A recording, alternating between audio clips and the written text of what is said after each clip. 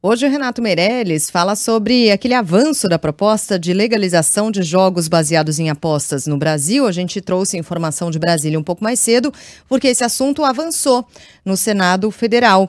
E aí hoje o Renato traz aqui pra gente o que pensa o brasileiro sobre esse tema, como é que ele se relaciona com esse tema. Eu estava vendo já alguns desses números que você vai nos trazer aqui, e tem ali uma divisão sobre quem já jogou, quantos por cento dos entrevistados já jogaram, em que jogos exatamente, ou apostas. Conta pra gente os detalhes, Renato. Bom dia para você. Bom dia, Sheila. Bom dia, Márcia. Bom dia, Carlinha Bigato. Bom dia a todo mundo que nos segue aqui na Band News. Eu queria começar fazendo uma pergunta. Você já fez uma fezinha?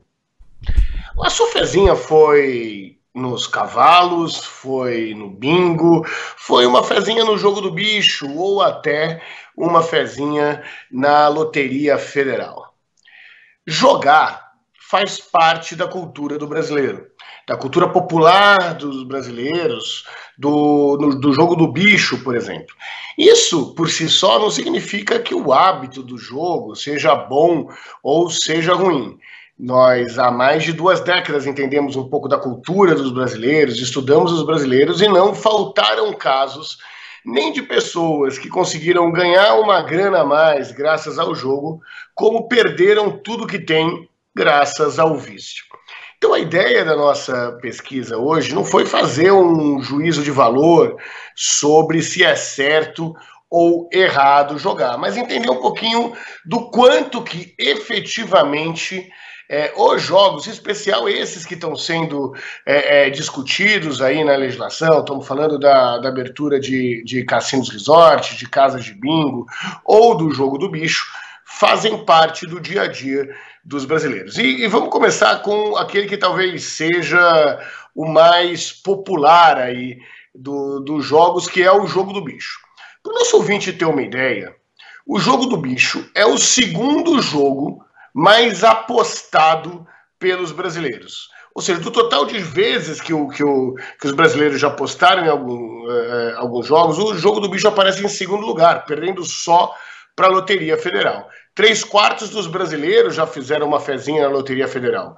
No jogo do bicho, 44% já fizeram uma fezinha. Tem outros 44% que conhece, mas nunca jogou. Aquela história, né? Olha, eu sei o que é, conheço alguém que joga, mas nunca me deu vontade assim tão grande de jogar o jogo do bicho. Para a gente ter uma ideia, 44% de brasileiros que já jogaram o jogo do bicho equivale mais ou menos aí a 70 milhões de adultos que já apostaram algum número para saber se tem chance ou não tem chance de ganhar.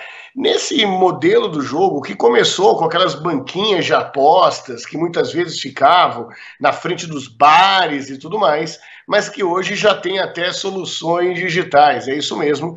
Quem anda aí pela periferia das grandes cidades conhece aqueles apontadores do jogo do bicho, sabem que hoje, ao invés de sair com um papelzinho que tem um valor de bilhete, ele sai com um app, né, que você consegue acompanhar pela internet qual foi o resultado do jogo do bicho. O detalhe interessante é que o jogo do bicho, diferente do que o senso comum pode pensar, ele não ocorre apenas nas classes mais baixas, nas classes C, D e E, Sheila. O número é muito próximo, tanto entre os brasileiros da classe A e B, quanto os brasileiros das classes C, D e E. Eu estava vendo esse recorte aqui. Tem recorte sobre homens e mulheres, essa separação ou não, Renato?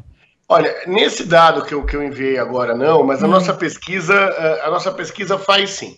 Tá. Né? Quando você vai falar de bets, de apostas esportivas, que é uma outra modalidade de jogo, o que a gente tem? A gente tem uma predominância muito maior dos homens frente às mulheres, né? Quase 3/4 dos apostadores são homens, né, quando a gente fala de apostas esportivas. Quando nós vamos falar do jogo do bicho, praticamente se divide. A proporção é igual entre homens e mulheres. É como se muitas vezes essa busca pela sorte não tivesse uma opção de gênero. Isso acontece por várias razões, entre elas é que, historicamente, né, os apontadores do jogo do bicho, para o ouvinte que nunca ouviu esse termo, são aquelas pessoas que ficavam sentados numa mesinha, ficavam na frente de um mercadinho, na frente de uma padaria, em locais em que se faz compra, na frente dos bares também, em que são frequentados tanto por homens quanto por mulheres, atingindo igualmente aí os diferentes gêneros.